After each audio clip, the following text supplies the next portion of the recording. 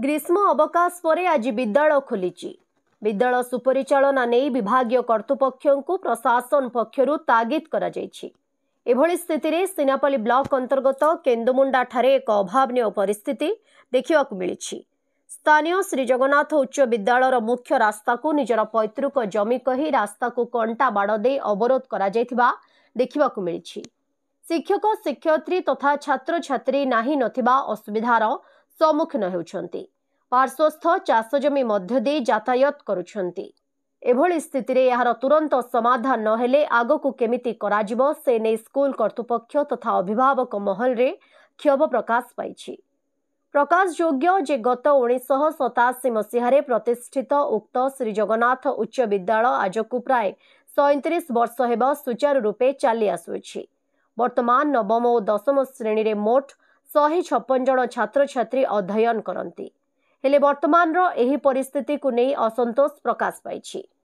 सूचना योग्य जे विद्यालय प्रतिष्ठा समय रास्ता अवरोधकारी पिता विद्यालय परिचालना कमिटीर प्रतिष्ठाता सदस्य थिले। सही समय उक्त जमी को विद्यालय रास्ता निर्माण पई दान सूत्र रे प्रदान करिथिबा स्थानीय भारप्राप्त प्रधान शिक्षक मनोराम नायक प्रकाश करिसंती। दीर्घ 37 वर्ष बीतीगला परे सेही जमी को निजर पैतृक अर्जित कही रास्ता अवरोध करिथिबा केते दूर युक्तियुक्त। उक्त समस्या को नहीं प्रधान शिक्षक विभागीय सिनापल्ली गोष्ठी शिक्षा अधिकारी को अवगत कराइथिले। सिनापल्ली बीओ जतीन्द्र सेठ और सीआरसीसी महेंद्र बाग घटनास्थल रे पहुंची स्थिति अनुध्यान करी फेरिथिबा जଣା पड़िछि।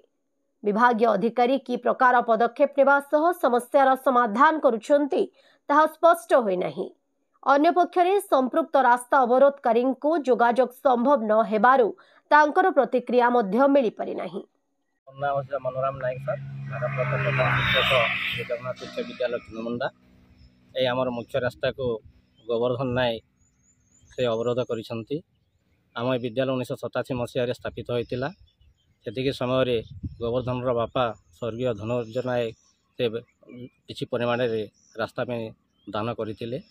आम वर्तमान 37 वर्ष धरी ये विद्यालय ये रास्ता दी आम यातायात कर वर्तमान से अवरोध करने हेतु आम छात्र छात्री मैंने विद्यालय परिसर को जे आम बहुत असुविधार सम्मुखीन होती एवं आम कर्मचारी मैंने आम असुविधार सम्मुखीन हो।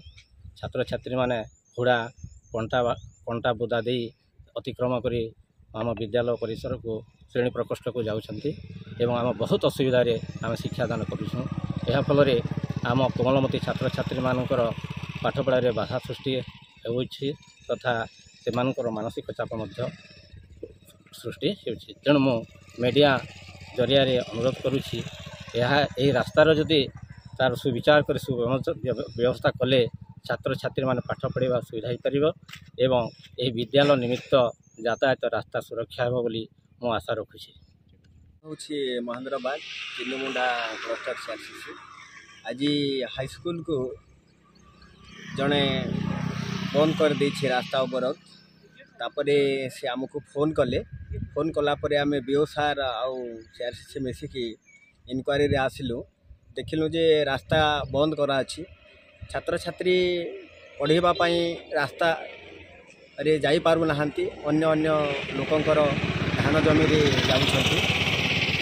यार विचार आपण मानकर मीडिया द्वारा समाधान हेबो बोली आशा एवं विश्वास अछि। नुआपड़ा जिल्लारू जगन्नाथ सागर रिपोर्ट ओडिशा हाइलाइट समाचार।